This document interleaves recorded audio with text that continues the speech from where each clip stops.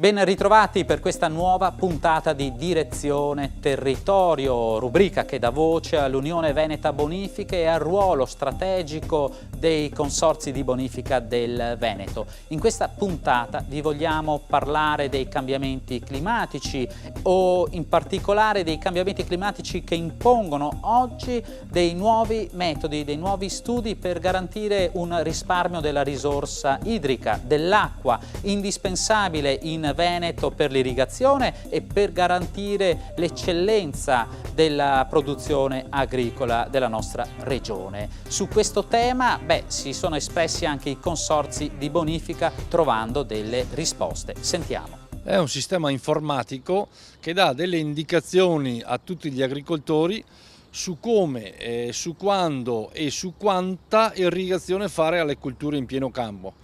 Si riferisce a tutta una serie di sistemi che fanno riferimento alla piovosità, alla evapotranspirazione, alle necessità culturali sul terreno, alle tipologie dei terreni e dà queste indicazioni sulla base di alcuni SMS che gli utenti fanno nei confronti del consorzio e verso i quali il consorzio risponde dando esattamente in millimetri di irrigazione le necessità culturali e stabilisce anche il giorno in cui devono intervenire. E con le risorgive che stanno lentamente scomparendo diventa indispensabile pensare a come ricaricare le falde acquifere, soprattutto nei periodi di siccità.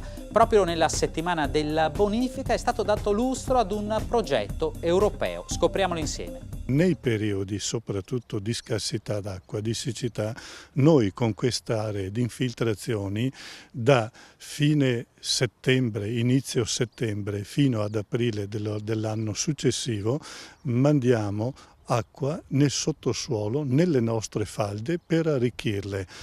C'è anche una piantumazione di varietà di piante che con le radici loro hanno una importanza molto valida sia anche per quanto riguarda la stessa acqua che percolla tramite un terreno ghiaioso nel sottosuolo.